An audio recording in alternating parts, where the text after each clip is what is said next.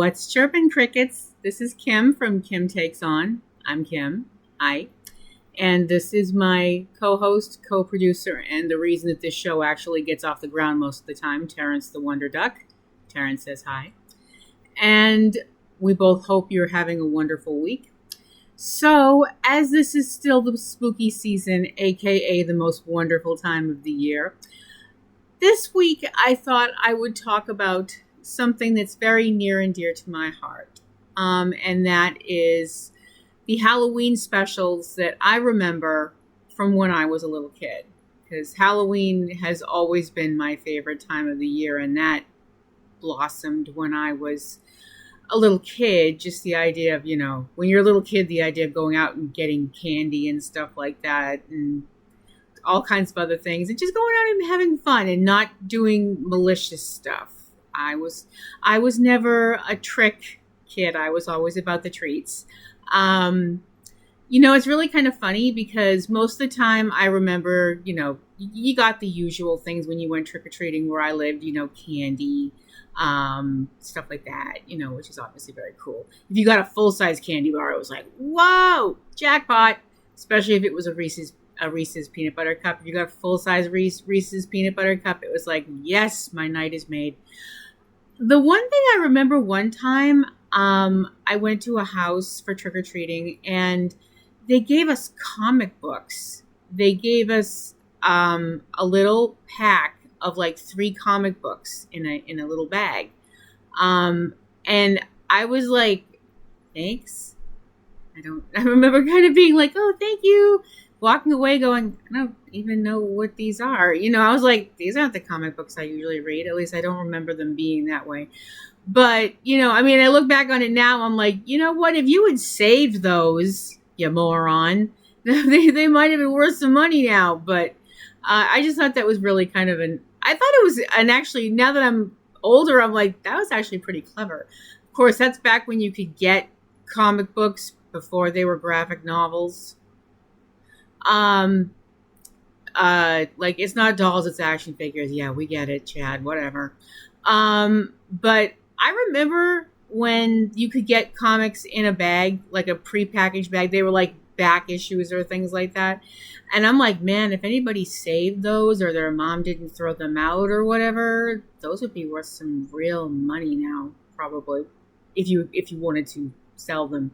Which, if you're like me and you collect stuff, you're like, no, that'd be like selling my children. But I remember a lot of Halloween specials from when I was a kid, and I'd like to talk about 4 of them. One of them was actually even done before I was born, but I grew up with it all of my life, and I think most of us have. 1966's It's the Great Pumpkin, Charlie Brown, which is one of the best animated features ever, and I will fight you on that. I'm sorry, no, I won't fight you on that, because I think everybody can agree that it's just awesome. It's also, that was the first time, I believe, that they did the whole football gag with Lucy being like, come on, Charlie Brown, I'll hold the football and you'll kick it, the whole thing, and he runs to kick it and the little bitch pulls it away. I know. I just called a child a little bitch. I'm a terrible person, but it's Lucy and she is one. I'm sorry.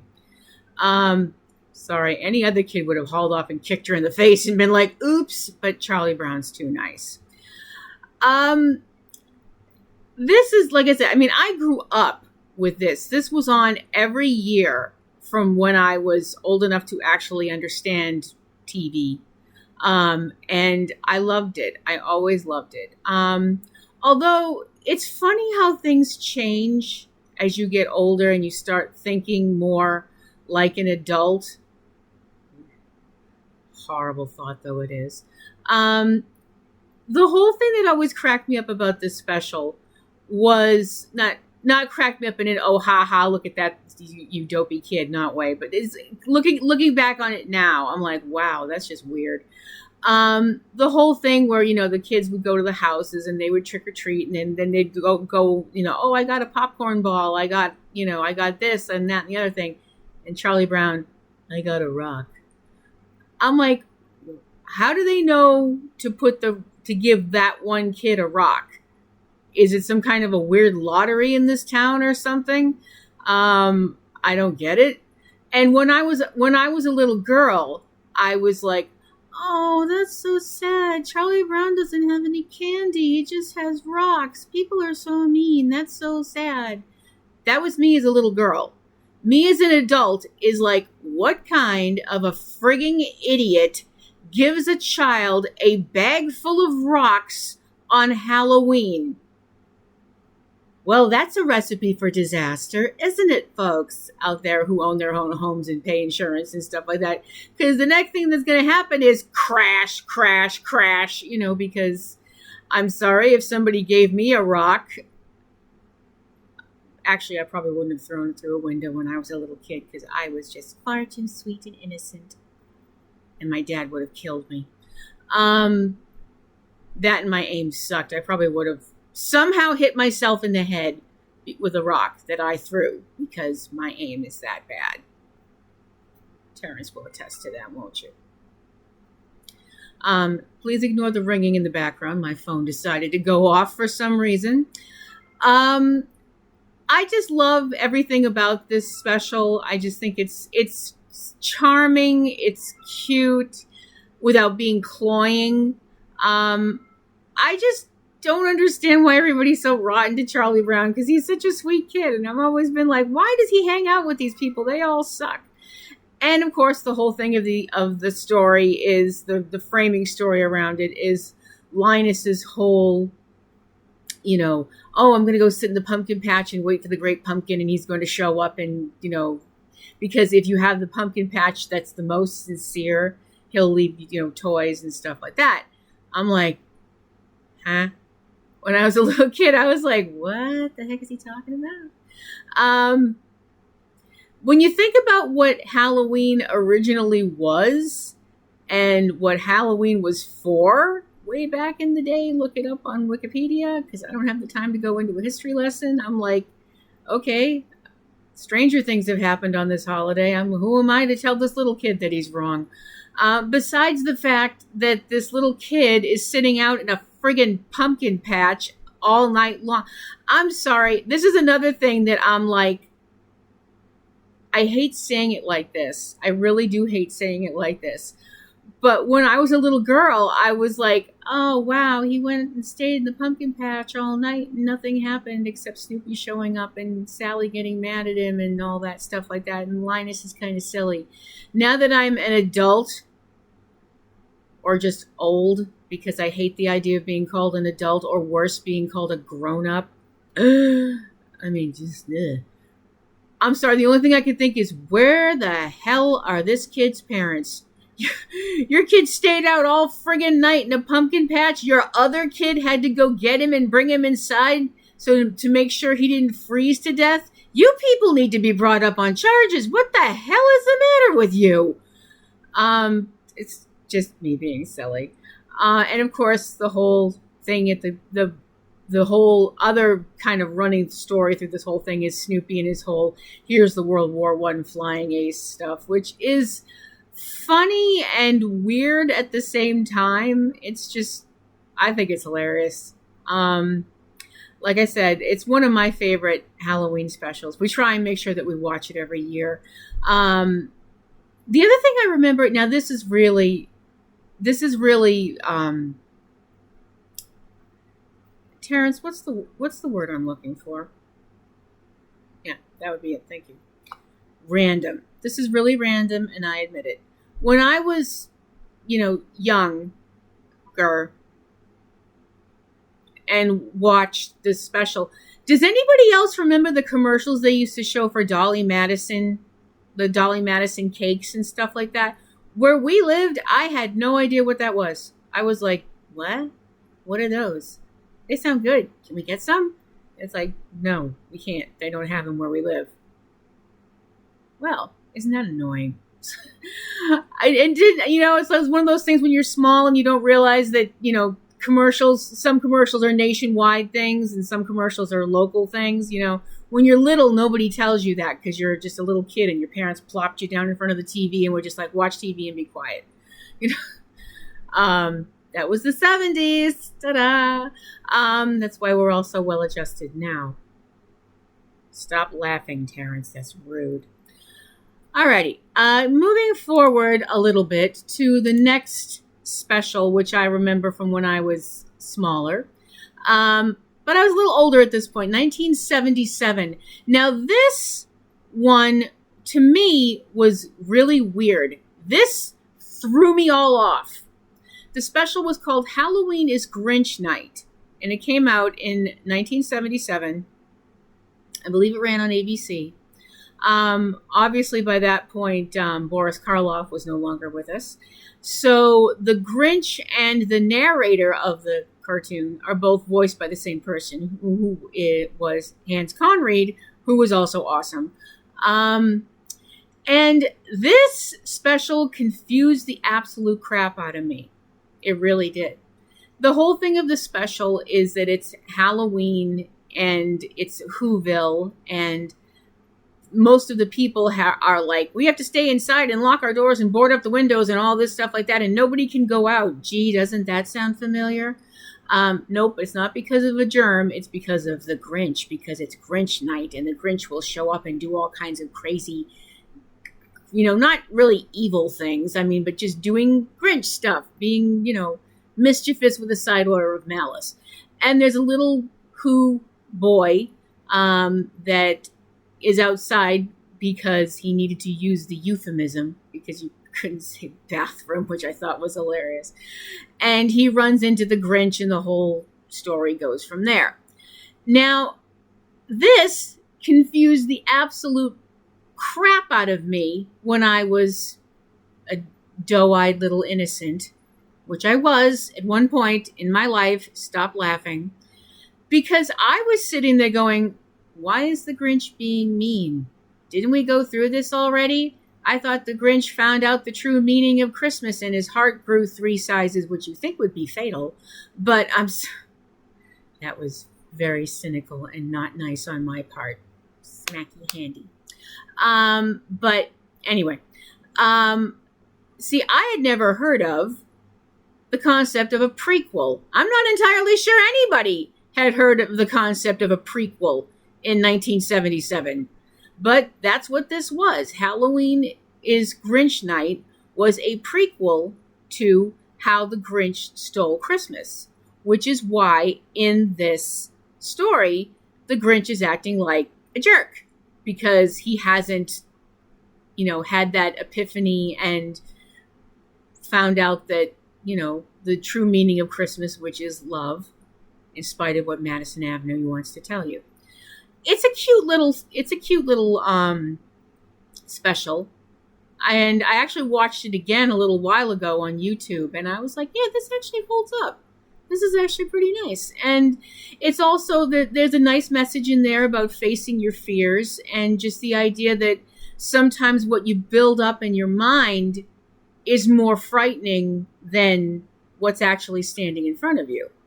Now, that doesn't always work. If what's standing in front of you is an 8-foot guy with a hockey mask and a chainsaw, you are forgiven for being scared. You have my permission. You have my permission to be scared. You have Terrence's permission to be scared. So, if you have our permission, then you're fine. Like anybody listens to us. The next special that I want to talk about, I remember this, but it's so weird. I remember it, but it's a very vague memory. I only remember seeing it the one time, but it did stick with me a lot. It was from 1978. It ran on NBC, and it was called Witch's Night Out. And it is actually a sequel to another cartoon that came out in 1974 that was called The Gift of Winter. It is a really unique animation style, and you got to see characters that you actually saw in Gift of Winter. And it's a really cool little story with some really terrific voice casting, including Gilda Radner as the witch of the title. The story is about 2 children named Small and Tender, and their babysitter named Bazooey, which is just one of the most awesome names in the history of ever, in my opinion. I mean, nobody asked me, but Bazooey, that's great. I'm sorry. I just think that's an awesome name. So Small and Tender and Bazooey wind up meeting up with a witch, and she wanting to be friendly with them because it's Halloween and they're kind of bummed out that it's not as exciting as they want it to be. She uses her magic to turn them into monsters. Not like scary, blah, we're going to eat people monsters, but because they're still themselves, but they look like monsters now. And they're all excited because it's like, oh, fun, Halloween, yay. But stuff goes wrong because some people in town are really, well, the term GCB hadn't been invented yet. Go look it up if you don't know what that means. But people that are like, oh, we don't want that sort of thing in our town. Think of the children, blah, blah, blah. And stuff goes really wrong from there for a little while, and people make some bad choices. But eventually it all gets worked out. And the witch convinces the people of the town that, no, she's not evil. She just wants people to have fun. And once that happens, everybody's like, well, you know, it's just for one night for Halloween, but can I be this? Can I be that? Can you turn me into whatever? And the witch is all like, whoop, out comes the magic wand. Go for it. Bam, bam, bam, bam, bam. Which, I'm sorry, if I was a witch and I had a magic wand, I would so be doing that. I mean, among other things that I would be doing if I had a magic wand, which is probably the worst idea in the history of ever. Maybe. I don't know. I mean, I don't think I'd do anything horrible. No, I would definitely not do anything horrible. Fun? Oh, yeah. Mischievous? Definitely. Horrible? Nah. Yeah. But it's a fun special. Like I said, the animation style is very unique. And I really like it, and I like the message behind it. And it's Gilda Radner. Come on. You know, it's like, come on. It's Gilda Radner, and she gets to play a witch. I mean, that's way too awesome. The next and last special that I wanted to talk about is one that, at this point, you know, I'm not going to say like, oh, I was too old for Halloween, because to be perfectly honest, I don't think you're ever too damn old for Halloween. As long as you're about having fun and not wrecking property and getting candy, you're never too old for Halloween. So there. Do you get too old for trick or treating? I mean, if you go through the effort to make a costume, then fine. I mean, like I said before, if you have to make a costume really quick for like a Halloween party or something like that, just, you know, wear your normal clothes and go. When people ask, well, what are you supposed to be? You give them the deadest-eyed stare you can. I'm a serial killer.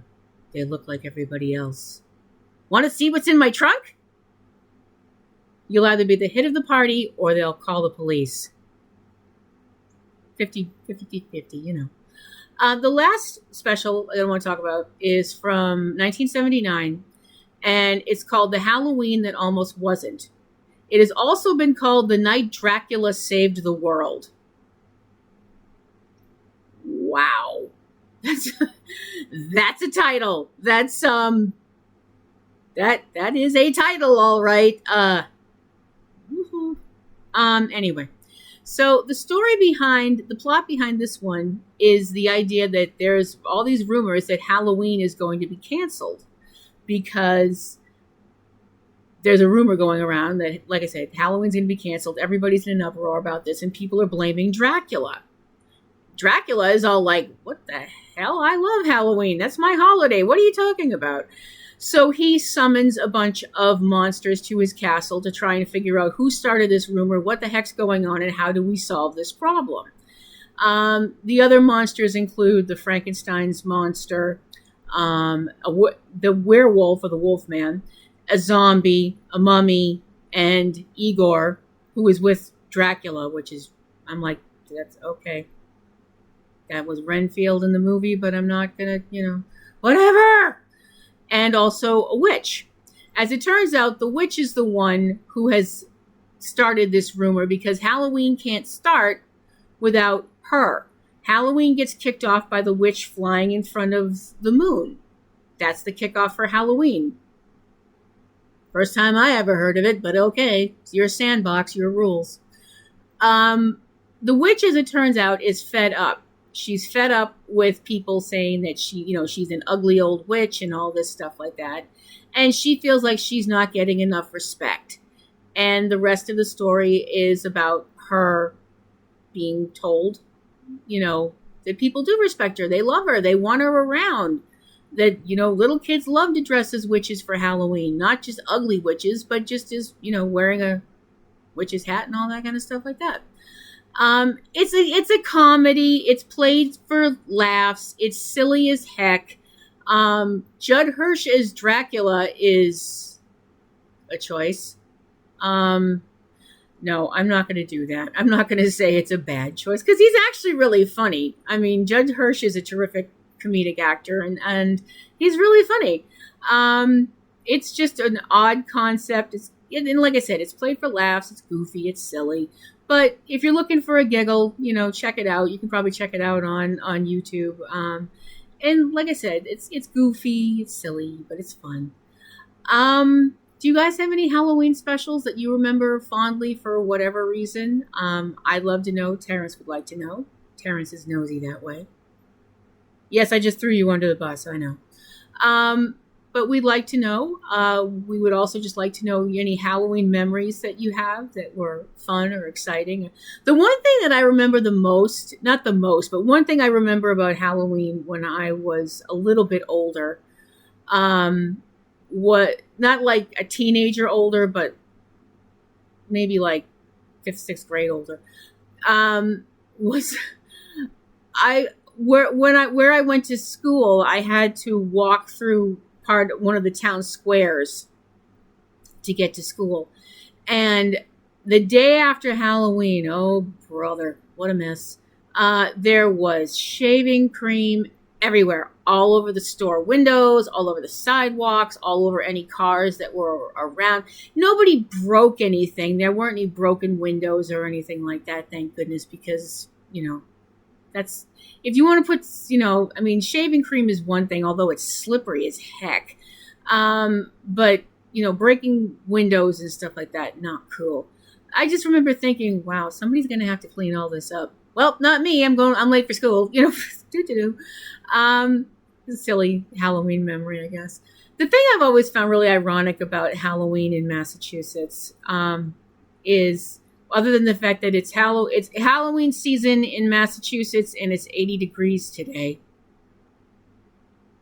Climate change? What climate change? There's no climate change. Sure. Anyway, the thing that I really find really ironic and funny about Halloween in Massachusetts is that the closer we get to Halloween, the town of Salem, Massachusetts, the whole month of October, Salem has eerie events and haunted happenings, which are so much fun to go to. There are all kinds of fairs and ghost storytellings and parties and all kinds of fun stuff. And it all culminates in a big, huge, enormous thing on Halloween night. And you ever hear the song, The Freaks Come Out at Night? You have not seen that song for real until you've been in Salem, Massachusetts on Halloween night. Wow. But it's fun. It's a very fun wow. I just always found that ironic that Salem has completely embraced Halloween and spooky stuff and witches and stuff like that in a place where people were hanged, several, and lots of people had their lives completely turned upside down because people were afraid that people were witches. And somewhere in whatever universe is beyond this one, I hope those people that lost their lives, lost their property, lost everything, I hope wherever they are, they're safe and comfortable, and I hope they're laughing their heads off. Sorry. I just find it hysterically funny that's, it's even called the Witch City now, which I think would absolutely horrify the Puritans that founded it back in the day, to which I and Terrence both say, good. If you have any questions, comments, queries, money, chocolate. Chris Evans' phone number. I'm just kidding. Stalking is bad, okay? Leave a comment. Hit the little like bell thingy doodad, because I'm so technical on this show. And subscribe. Look me up on Twitter if you want to, or X, or whatever the frack it's called this week. Platinum Rose Lady. If you'd like to leave me a comment, platinumroselle@yahoo.com. Please sign up for all of our stuff, because signing up is good. And this is Kim. This is Terrence. Wishing you a great rest of your week, and keep rocking.